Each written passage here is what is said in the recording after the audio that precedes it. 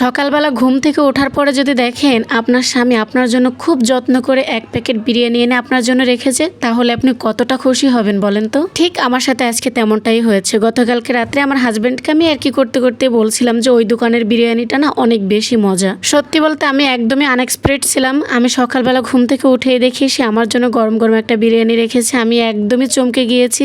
আসলে হাজবেন্ডদের কাছ থেকে এমন ছোট ছোট ভালোবাসা পাওয়াটা না সংসারের জন্য অনেকটা বেশি গুরুত্বপূর্ণ। হ্যালো এভরিওয়ান, আসসালামু আলাইকুম। কেমন আছেন সবাই? আশা করি সবাই অনেক অনেক আল্লাহর রহমতে ভালো আছেন। আমিও আপনাদের দোয়া এবং আল্লাহর রহমতে বেশ ভালোই আছি। তো প্রতিদিনের মতন আবারও একটা টুকিটাকি ব্লগ নিয়ে আপনাদের সামনে শুরু করেছি। তো আজকের ব্লগটা শুরু করেছিলাম একদম সকাল থেকে, সকালের খাবার দাবার থেকে একদম দুপুর পর্যন্ত কি রান্নাবান্না করেছিলাম, দুপুরের রান্নাটা কি হয়েছিল সেগুলো সবই আপনাদের সঙ্গে শেয়ার করব। আসলে আমি সবসময় একটু গুছিয়ে গাছিয়ে রান্না করতে বেশি পছন্দ করি, কারণ গুছিয়ে গাছিয়ে রান্না করলে দেখবেন তেমন একটা বেশি একদমই সময় লাগে না, খুব অল্প সময় রান্না করা যায়। আর যেহেতু আমার দুইটা চুলা, গুছিয়ে গাছিয়ে রান্না করতে গেলে খুব তাড়াতাড়ি রান্না বান্না হয়ে যায়। যদি আপনি লেট করেও রান্না করতে যান, তারপর দুইটা চুলা থাকলে দেখা যায় কি এই পাশে একটা কিছু রান্না করা হয়, এই পাশে আর একটা কিছু দিলে খুব তাড়াতাড়ি সেটা রান্না হয়ে যায়। খাবারটা অনেক বেশি মজার ছিল, একটু কাচ্চির মতন ফ্লেভারও ছিল, কাচ্চির মতন স্বাদও লাগতেছিল। যেহেতু কাচ্চিটা বিফ অথবা মাটন দিয়ে করা হয়, আর এটাতেও বিফ দেওয়া হয়, চিকেনও দেওয়া হয়। তো আমি আজকে সকালে বিরিয়ানিটা হচ্ছে চিকেন দিয়েই করেছি, আর চিকেন দিয়ে বিরিয়ানিটা আমার কাছে বেশ ভালোই লাগে, অতটাও খারাপ লাগে না। দুপুরে রান্নাবান্না করার জন্য আমি এখানে কিছুটা উস্তা ভাজি করে নিচ্ছি। অনেকদিন ধরে উস্তা ভাজিটা তেমন একটা খাওয়া হয় না, বাসায় চিংড়ি মাছ নেই, আর চিংড়ি মাছ যদি উস্তা ভাজির ভিতর না দেওয়া হয় সেটা আমার কাছে খেতে অতটা ভালোও লাগে না। এই জন্য আমি উস্তা ভাজিটা চিংড়ি মাছ না থাকলে করিও না। যদিও আপনাদের ভাইয়া কখনো কোনো কিছু রান্না করার জন্য বলে না, আমি যেটা পছন্দ করি যেটাই রান্না করি সে সেটাতেই অনেক বেশি সন্তুষ্ট এবং কখনো এগুলো নিয়ে প্রশ্নও করে না। কিন্তু আজকে সকাল থেকে সে বলতেছিল যে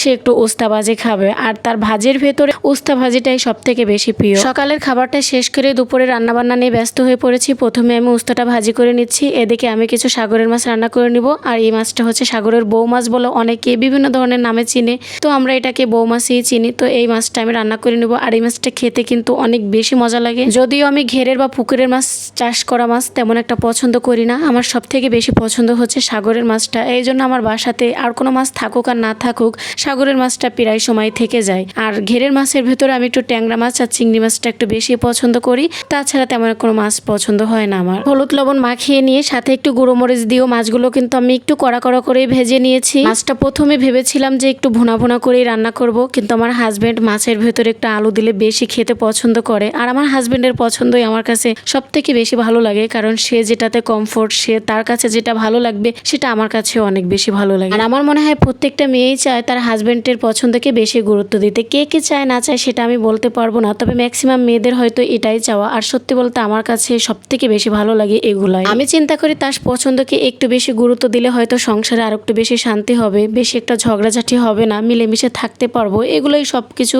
বিবেচনা করেই আমি অনেক কিছু অনেক সময় প্রাধান্য দিয়ে থাকি। সব মশলাগুলো এক এক করে দিয়ে, হলুদ লবণ পেঁয়াজ রসুন এগুলো সব এক এক করে দিয়ে তারপর কিন্তু আমি এগুলোকে কষিয়ে নিয়েছি। আর যদিও আমি বাটা মশলাটা দিয়ে বেশি রান্না করি, কিন্তু আজকে বাটা মশলা ছিল না, এই জন্য পেঁয়াজ কুচিটা দিয়েই আমি রান্না করে নিচ্ছি। বাটা মশলা দিয়ে রান্না করি কারণ তরকারির ঝোলটা একটু ঘন হয় এই জন্য। আর যদি পেঁয়াজ কুচি দিয়ে সেটা আমি রান্না করি তাহলে দেখা যায় যে পেঁয়াজটা একটু বেশি দেওয়া লাগে, বেশি না দিলে তরকারির ঝোলটা ঘনও হয় না। আলু দিয়ে আমি সেটা কষিয়ে নিয়ে যখন অনেকটা সেদ্ধ হয়ে গিয়েছে সে পর্যায়ে এসে আমি এখানে মাছগুলো দিয়ে দিয়েছি। আর মাছগুলো এখন একটু কষিয়ে নিয়ে তারপর আমি ঝোলের পানিটা দিয়ে দিব।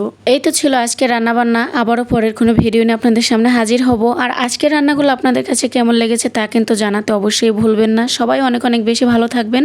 আসসালামু আলাইকুম।